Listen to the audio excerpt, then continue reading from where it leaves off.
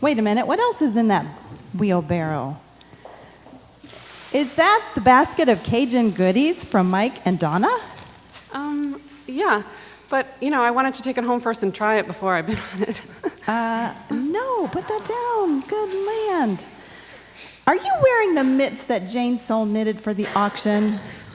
Come on, Laura, it's like 40 degrees outside, yeah. Unbelievable. Okay, take that and go. I am so sorry.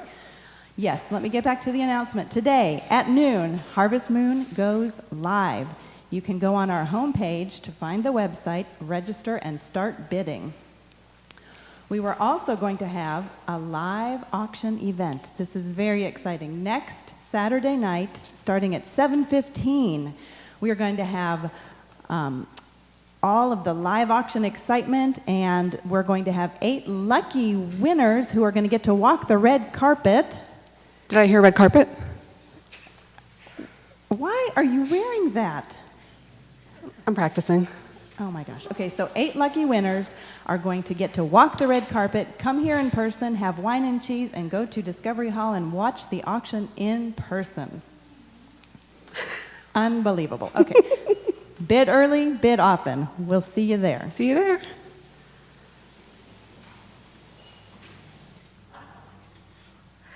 Good morning. I'm Ayana Kafi, UUMAN's Membership Coordinator and DRE. If you're new today, we'd love to have the opportunity to personally welcome you. Take a moment to visit our homepage at UUMAN.org. There, you'll find our online visitor form. After filling it out, one of the members of Membership Committee will contact you and connect you with people of shared interests. For further ways to connect, please join us at Coffee and Conversation or Adult Religious Exploration right after service. You can also reach out to us at membership@UUMAN.org.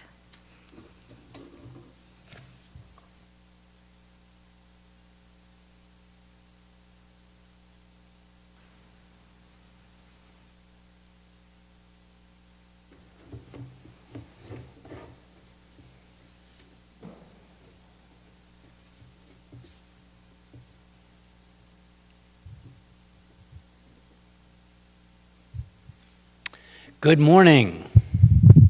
Today is TransParent Day, a day to celebrate the life and love between transgender parents and their children. This morning we'll hear from a couple of UUMAN families regarding their direct first-person experience in navigating this issue, not only in the family, but in all walks of life, friendships, school, society. May their words enter into our hearts. A poem, Night, by Scarlett DiGiacomo. Somewhere there exists a version of me struggling to fit herself within the confines of the space she was given. In the depth of her heart, she finds my name. And if only I could, I would step back through time and thank her for calling me into being. Somewhere there exists a version of me not making the mistakes I'm making now. And if only I could, I would step forward in time and thank her for giving me the reason to survive. And now, let us light our chalice together.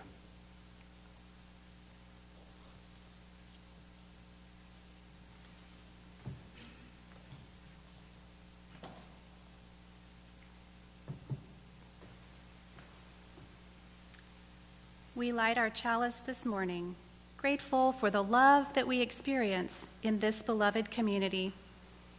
May the flame light the way for all who seek such abundance.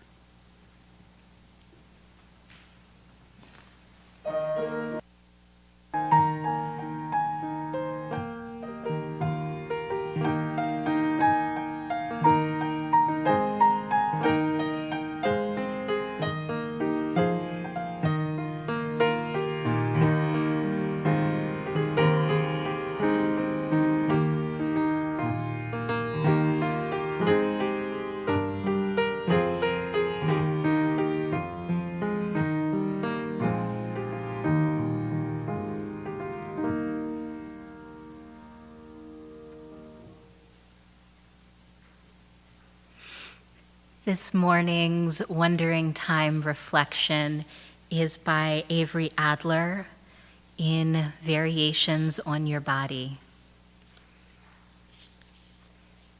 How long have you felt it? Your fingers filled with dull ache whenever you use them for too long, your shoulder blades tickling with the sensation of phantom limbs, that sense that you're swimming in a body too big to make use of, the confusion of being. You weren't meant to walk among humans. Maybe you just shrugged it off, assuring yourself that everyone feels this way sometimes. Maybe you've been going crazy for the answers. There's no easy way to doubt your body. There is no comfortable way to fall apart. But the feeling is getting clearer.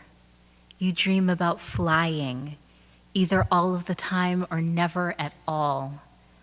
You hate depending on your legs for movement. You don't trust like you used to. You crave the beauty like you die without it. You're ready to fly. You're a sparrow, brave and terrified.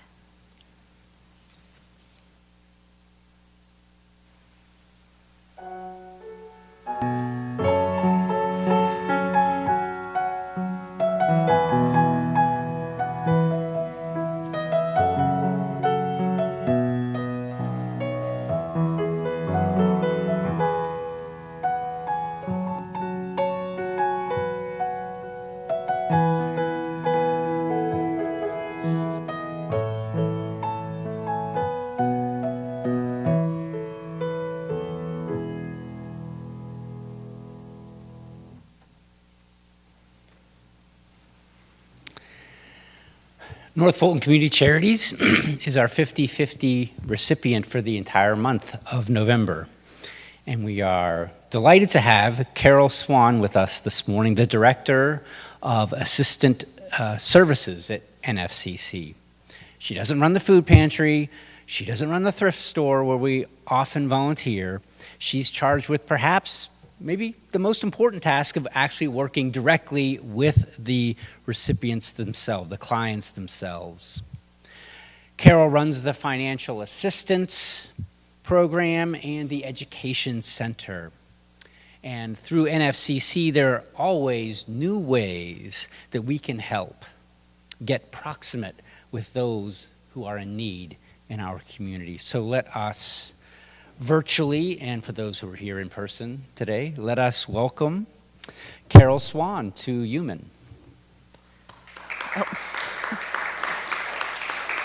Thank you so much, and thank you, all of you, for your kind and gracious and consistent support of NFCC, its mission, and the residents and families we serve. NFCC has a brand new purpose statement, which is that NFCC is a place for the whole community to thrive. And I love that purpose statement because it encompasses both the giving and generosity of those in the community that want to support and serve, and the opportunity for those in need to receive. And you would be surprised how many families find themselves on either side of that, depending on the circumstances in their life. I want to feature today an emerging program at NFCC. It's our coaching program, and frankly, I'm here to ask. Part of working at a charity is you get very comfortable asking. We very much would like you to consider becoming a coach at NFCC. It is a little bit of a commitment of time, about an hour a week. It's working directly with our clients in the arena of employment enhancement and financial literacy. You will get lots of support, lots of tools, lots of training. We aren't just going to throw you out there, but we do need those of you who would be willing and are able to walk alongside our families for about a 4-week period. I am available to fill in lots more details. It's a very exciting program. It's a very impactful program, and it really does make a difference. One of the things we've learned about people who are living in poverty is they experience isolation and they get into a survival mode, which means they tend to make decisions about under the timeline or under the guise of what does it take to get through the day. And that kind of impulsivity can lead to detrimental decisions regarding their future. Coaches walk alongside and sort of create a longer view, a longer perspective in terms of working with the families. So again, it's very relevant, it's very hands-on, it's very impactful, and we would welcome members of this congregation to serve in that role. I would be remiss if I also didn't share with you that the food pantry is doing a lot of great work. We are serving between 150 and 190 families a day. Food has gotten expensive, and you know that, but the families that we work with know it more. And so if you can continue with your faithful donations to the pantry, if you have time and are able to volunteer at the pantry, frankly, we need the help. We always need the help, but we are seeing a definite uptick in need in the pantry. As always, I want to thank you for your time, your treasure, and your talent. It matters so much to the mission of the agency. It is a true pleasure and privilege to work with you, and I thank you for this opportunity to be a part of your wonderful worship this morning. If you have any questions, comments, curiosity, please let someone on staff know, and they will connect you directly with me, and we'll find a place for you to plug in. Thank you so much.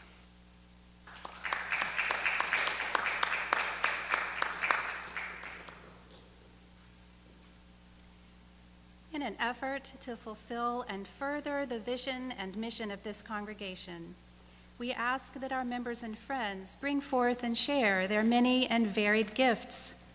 With this, we will now take the offering using the Givelify app. When giving, please select the 50-50 plate option. All 50-50 plate selections for the month of November will be split between UUMAN and NFCC.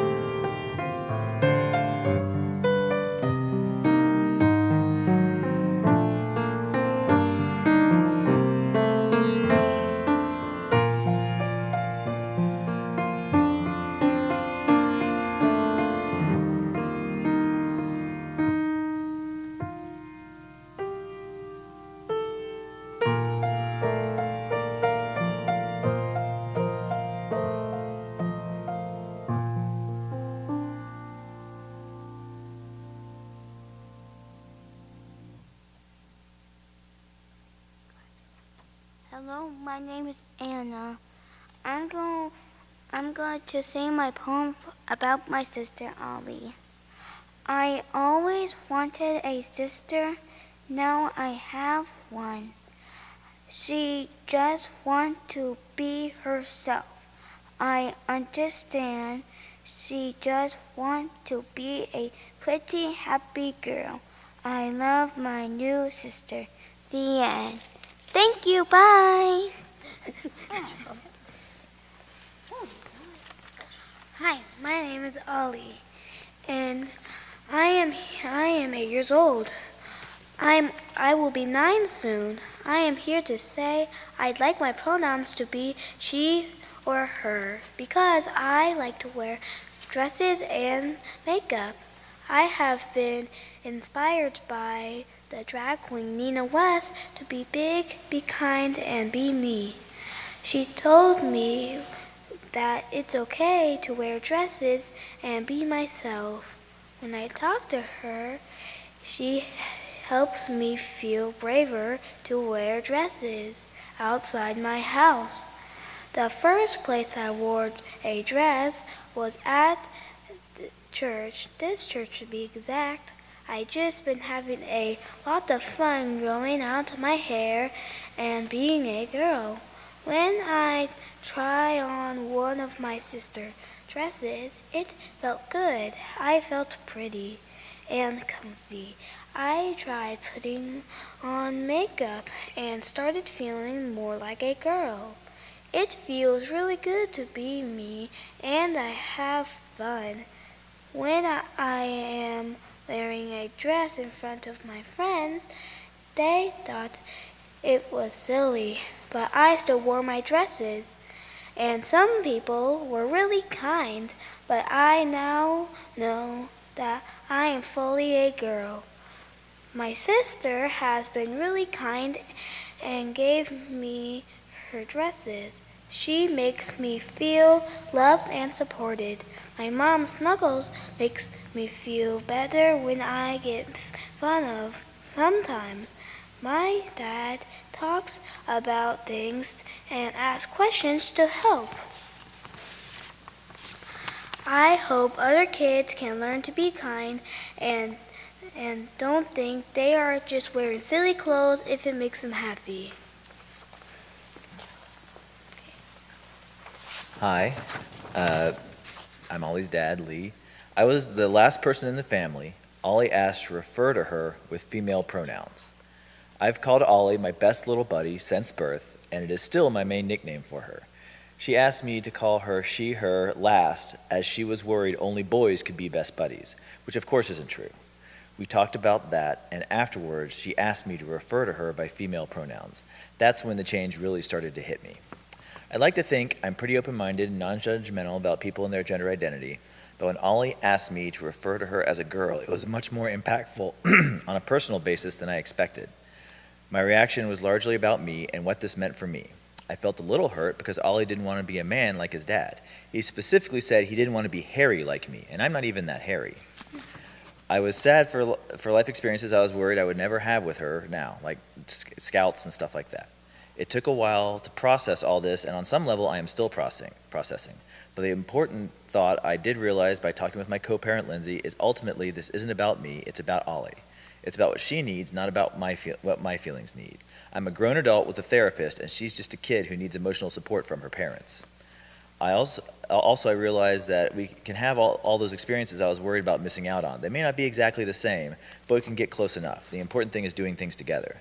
I do worry for Ollie and the problems she'll face in this world for being her true self, but we can overcome that together. I'll give Ollie all the love and support that I can while letting her explore the world and not keeping her in a bubble. I want her to never be hurt for who she is, but I know that's not feasible without taking her away from living her life. So I'll just have to be there when she gets knocked down to help her get back up. I love Ollie for who she is, regardless of who she decides that is. And that's the important thing. Everything else can be worked out. Okay. Hi, I'm Lindsay. I'm the mom. I'm very bad at public speaking, so I'm going to try to get through this. Okay. I did it. Thank you. Okay. So it took my co-parent and I 3 years to get pregnant. We were told to choose the 2 statistically best embryos when we had 30% chance of just one of them staying with us. When we were told that we were having twins, I prayed for them not to be both girls. For some reason, I'm going to say pregnancy brain, I thought I couldn't handle 2 girls.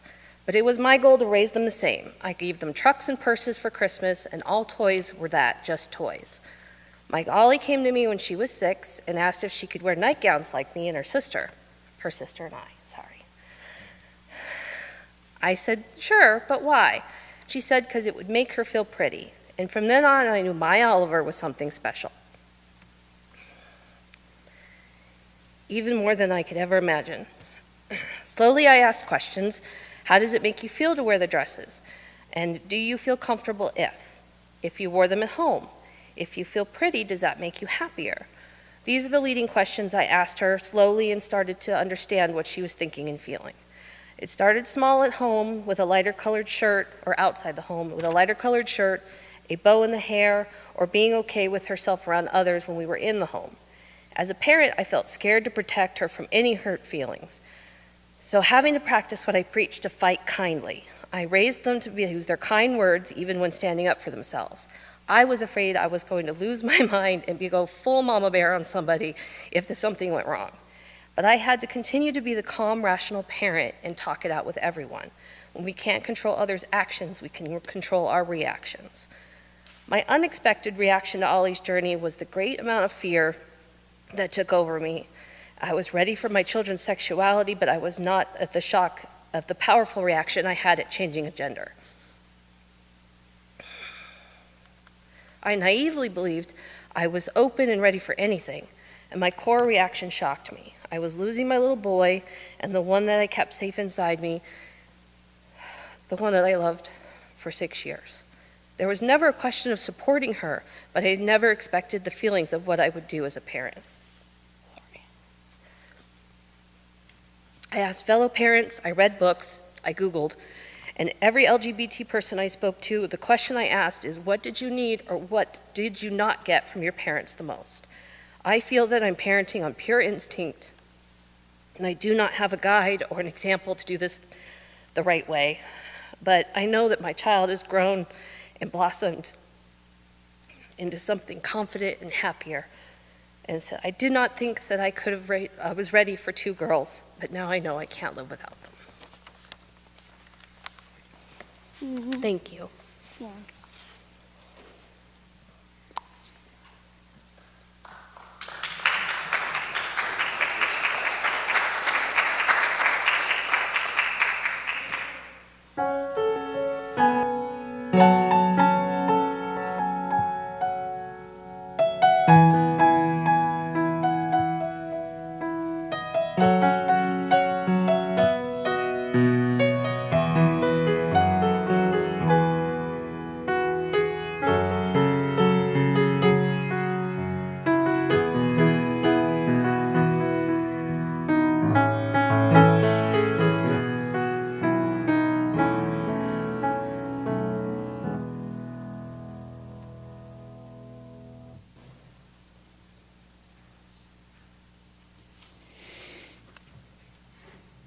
Your children are not your children. They are the sons and daughters of life's longing for itself. They come through you, but not from you. And though they are with you, yet they belong not to you. You may give them your love, but not your thoughts, for they have their own thoughts.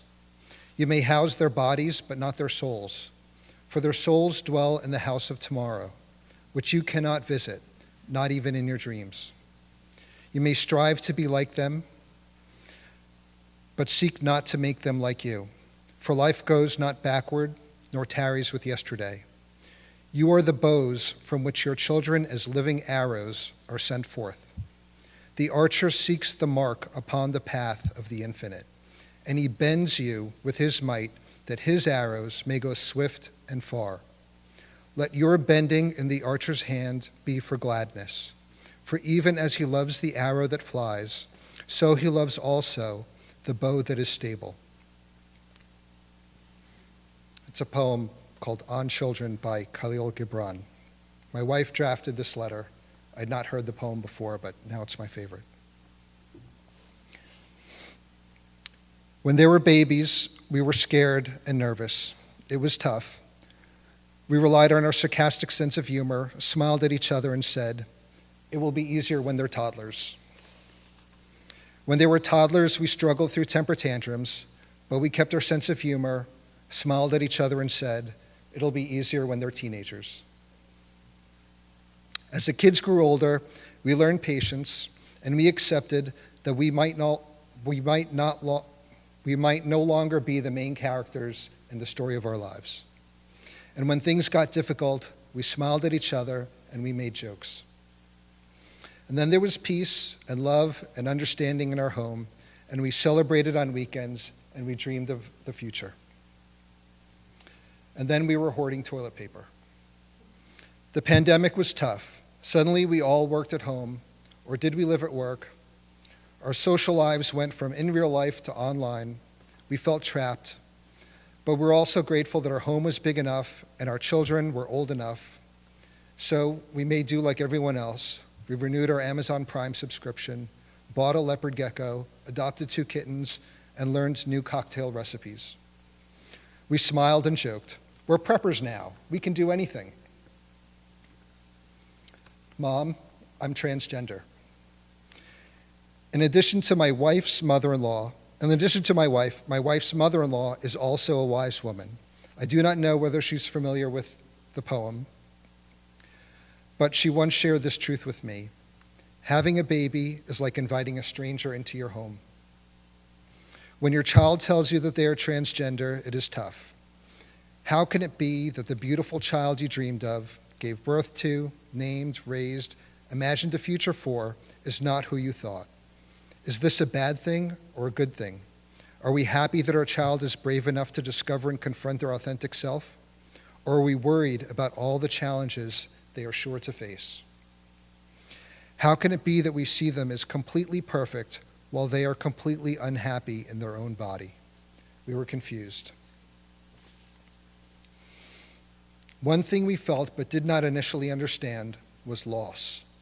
We did not lose a child, but we lost a connection to the past and to our conscious and subconscious expectations for the future. Seeing pictures of our child in their old clothes and hairstyle, or accidentally using the dead name, or forgetting their pronouns became constant reminders of what we lost. We were often brought to tears. It was emotionally confusing and tiring. We felt alone.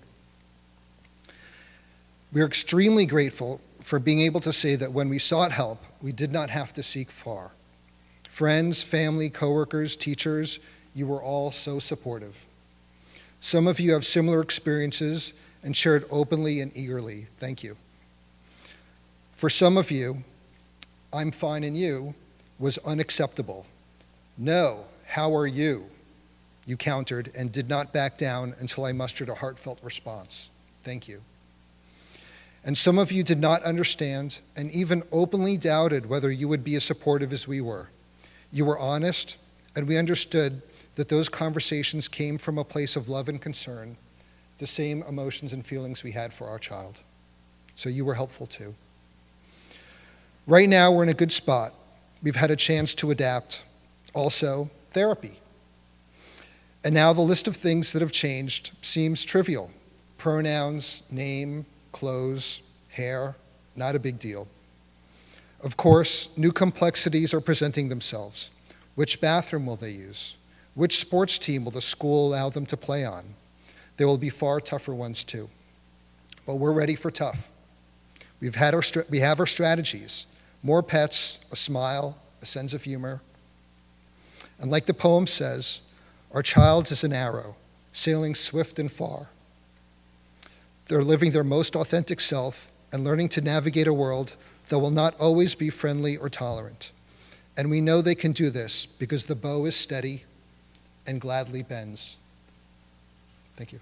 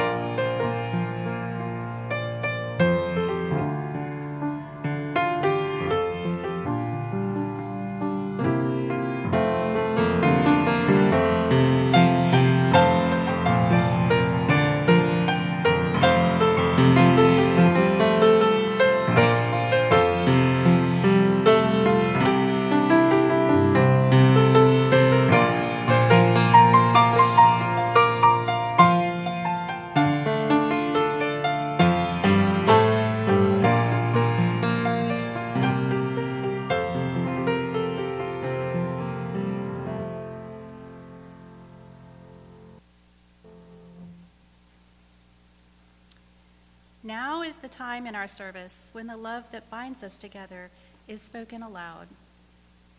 McPatty and Bruce Langston share their sorrow that their lovely friend, Alicia Evans Vernon, passed away this week. She will be forever remembered in their hearts.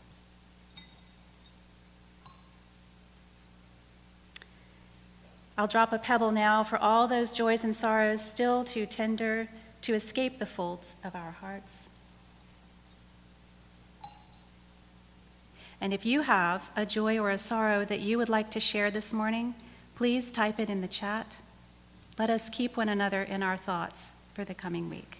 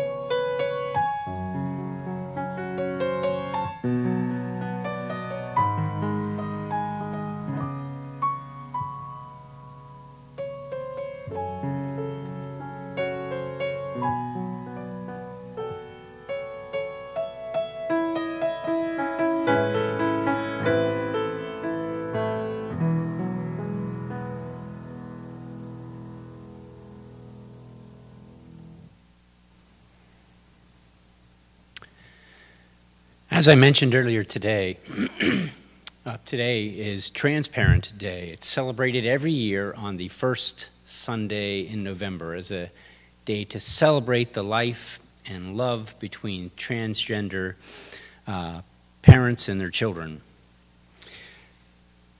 This morning, we've heard and felt expressions of that love.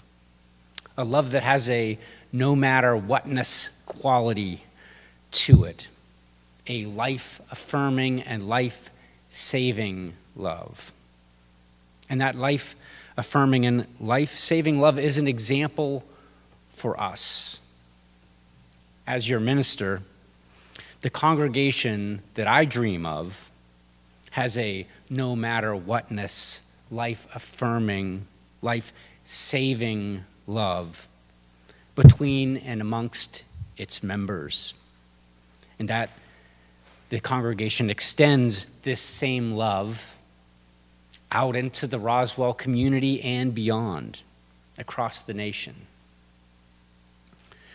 When we think about social justice, we can go to marches, we can go to protests, participate in acts of civil disobedience, and those are important. Yet I believe that this country has lost its way, and that the only real way back is extending what we've seen today, the kind of love we've seen today, a no matter whatness, life-saving, life-affirming love. So I'd like to thank the families that shared today. Carolina, Sam, Rowan, Joaquin, Lindsay, Lee, Ollie, and Anna for their courage to share their story and for showing us the way. So thank you. And now let us extinguish our chalice.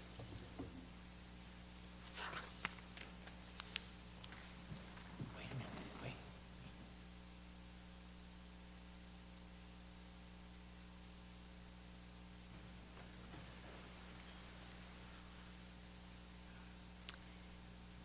We extinguish this flame, but not the light of truth, the warmth of community, or the fire of commitment. These we carry in our hearts until we meet again.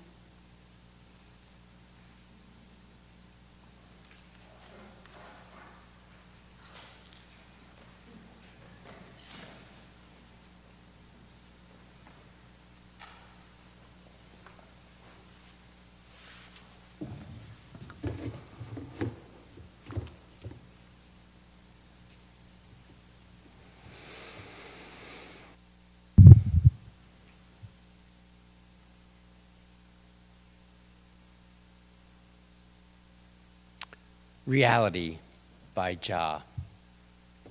Joy is my reality. Peace is where I live.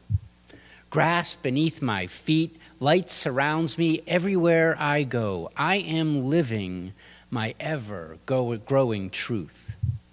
My reality confuses you, but I pay you no mind.